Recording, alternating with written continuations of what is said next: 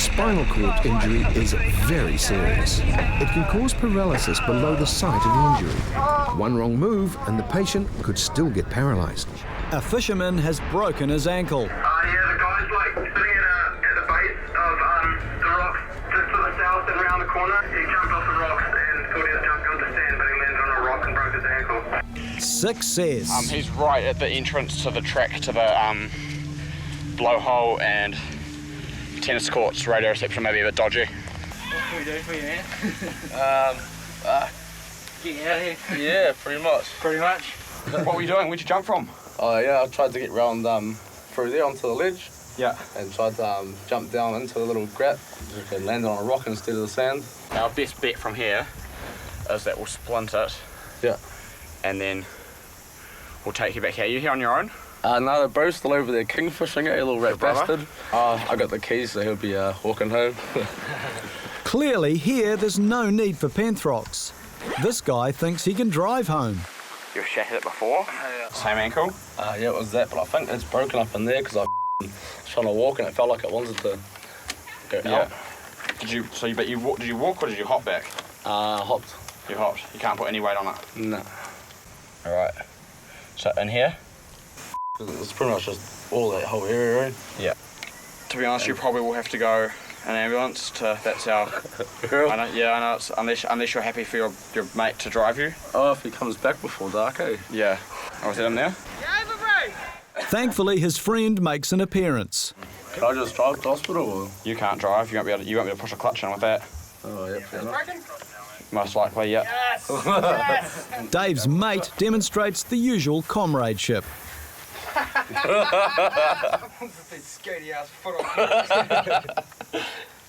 So we have to drag me back. We're about to just start moving him now, all right? We'll see you in probably about 10 minutes. And you're going to hop and we're going to walk. Yous are a bit tall, eh? And hopping the mere 100 metres is slowed further by an increasing number of stops.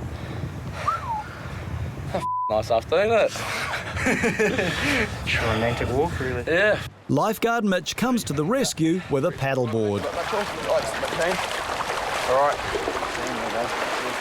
Right, so how's this going to work? So you're literally going to lie on it and Mitch will go with you and you just paddle straight across there. And we'll meet you over there. Sweet. Yep. Right, rolling. Nick and Stephen head back over the rocks to meet Dave on the other side. Don't stand up, don't stand up. We'll give you a hand.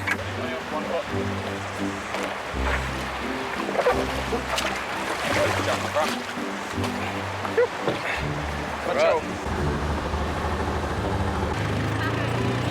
He's given a ride back to his car where his friend awaits. I'll now get up there. Just back out. Now listen to the man, and you're gonna thank the man. Hang on, bro, I'll get out of here for you. Oh, here's for the ride, boys. Helicopter ride would have been a ride as well, but Suddenly, an emergency. A woman has collapsed on the beach.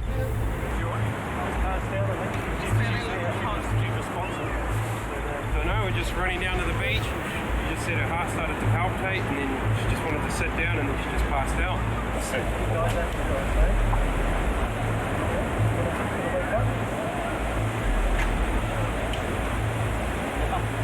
We just looking up. Lifeguard and surfboat skipper Mark takes her to the medical room. Not any medication, please. No medication or anything. In the quad, she passes out again.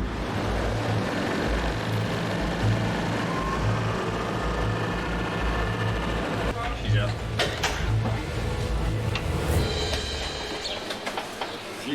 I'll carry her if you just get on balance.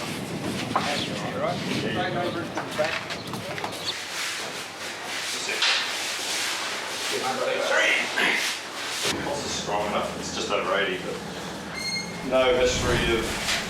She's passed out twice when she was pregnant with this one. Okay. Oh, yeah. So more than likely no, but Any chance that she's pregnant now? No, I don't think so. If pregnancy is not the cause, what is?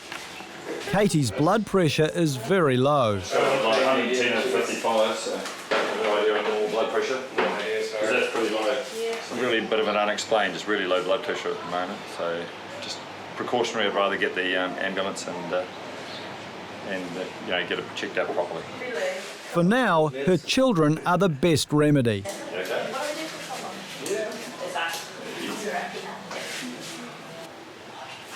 We're just going to pop the monitor on you to have a look and see what the old thing is up to inside there. Using her defibrillator monitor, Fiona can see an irregular heartbeat. So we're going to be calling you a status 3 patient, which means that you still need to go through the hospital and be checked out, but that I'm satisfied that there's nothing life-threatening. A day cut short for Katie and her family. Pretty good. I think we're just going to take her to Waitakere Hospital, do some more checks and just make sure all is well, I think. A man can't wake up. So basically we've just had a guy call us up on the phone saying that there's a guy halfway down towards the harbour now that he's asleep and they're having trouble waking him up. He's been asleep for several hours and his friend has been unable to wake him. Can you get a history off this lady? He is breathing, he's just having a bit of difficulty. More assistance arrives. Isaac, I'm getting a little bit of response out of him. He doesn't want me to move his arms and stuff. Lifeguard Isaac racks his brain for answers. Troy, can you hear me, buddy? Hey, buddy. This one or bone? You ready for that? I try and move his arms and he goes stiff and then... Okay. Has he had quite a bit to drink, has he? He hasn't been drinking like Powerade or anything. Okay. Alright. We'll chuck him on some O2 just in case as well. This may not be intoxication as they initially thought. I have no idea. Okay. Alright. We're just going to chuck some O2 on him just because it's a good way to see his rest rates and you can tell if he's breathing well or not. He's been unable to wake for a couple of hours, possibly intoxicated. There he is. Hey Troy, can you hear me? Suddenly, some signs of life. Are you with us, buddy? Can you hear me? Yeah. Do you know where you are, Troy? Raglan Beach? Have you had a bit to drink today, mate? Troy, you're going to have to talk to us, mate, because we've got an ambulance on the way down here because we couldn't rouse you. Okay. So we just want to talk to you so we can cancel the ambulance, hopefully. Yeah, mate. Cool. Are you sweet? Do you reckon we can get you back to your car and get you into some shade and maybe drink a bit of water? Although quite obviously dazed and confused, at least Troy is awake. Right, jump on that radio. Just drink a bit of water and Powerade, you'll be sweet, eh? When we got to him, he had initial GCS of 3, which is a very low GCS. It just sort of pretty much means he had no eye opening to any verbal commands. He didn't have any motor skills, he wasn't moving. So sort of immediately it sort of raised concerns with us. And also for his friend. Yeah, I was crying. I didn't know. We did want to get him in an ambulance and off to hospital, but he did end up waking up and conversing with us in the end. So we've advised him to get some water in and get him home and just monitor him. A spinal cord injury is very serious. It can cause paralysis below the site of the injury. The lifeguard's first priority is to safely get him out of the water, assess and immobilize him.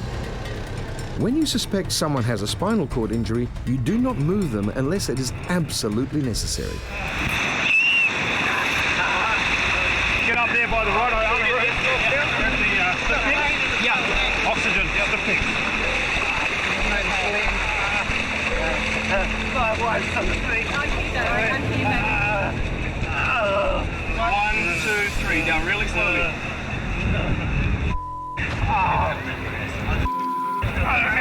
I'm just going to put the stiff neck underneath your arm. We're just trying to get a neck brace in your eye, mate. So, it's my hand touching your head. My name's Tom. I'm a lifeguard. The neck brace is almost on. but of course does nothing for his excruciating pain. Glenn, where's the pain? Right between my shoulder blades. Right between the shoulder blades? Yeah. Do you have any lower pain? No. Okay, I'm going to toning. Yeah, I can feel my toes. Yeah, hold on. You're about to feel a bit of pressure on the toes. He can still feel his toes. Lifeguards continually assess the patient for any changes. Right. Best thing for you to do right now, man, is just relax. Right? I don't want you to be trying to move anything. Okay? Tim and Anaru set up the spinal board, the only safe way to transport him to the medical room. The doctor arrives. Are you awake? Yeah, I'm all good. Where's your pain? Basically between my shoulder blades, really tight. Okay, right. Okay. Can you wiggle your toes? Yeah. Move all right, okay. The doctor gives the go-ahead for transport. Guys, on the count of 3, I'll go 1, 2, 3, lifting on 3, all right? Watch that, it's nice and slow. All right, lifting 1, 2, 3. Okay, rolling down, 1, 2, 3. Okay. Good job, mate, you all right? It's a really good job, Glenn, you're doing really well. All right, guys, we want to slide it across, the count of 3. All right, Glenn, not much longer, mate, we're going to do one more shift, all right? 1, 2, 3. Good job, mate. Is it fair enough on there, guys? Someone tell me. Signing up. 1, 2, 3. Right, going straight back.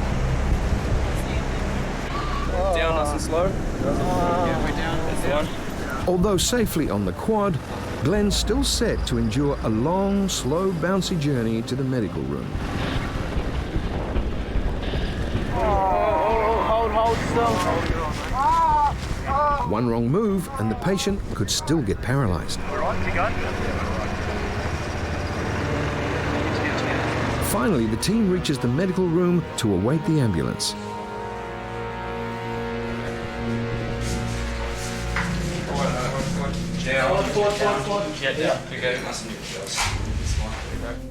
The next critical phase.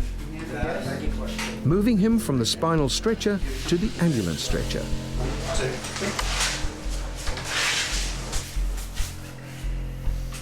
So what we're going to do is we're going to roll you to your left. 1, 2, 3.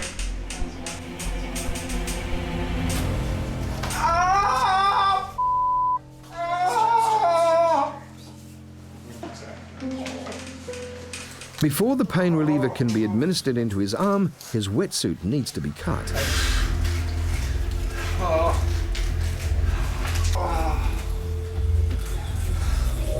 When we moved you, if we call that a 10 out of 10 pain. Yeah, I've heard it, so I'm going to have pain bats. Okay. Have you had morphine before? Almost immediately, the morphine starts to work. That guy was in pretty excruciating pain. He wasn't able to, he didn't like the analgesic gas that we've got here. Made him feel sick, which happens to some people. So yeah, that complicated things. It would have been extremely unpleasant for that guy being tied to a spinal board. It's not very nice. Finally, Glenn is comfortable enough to be transported to the hospital. The X-ray revealed Glenn had 2 fractured vertebrae,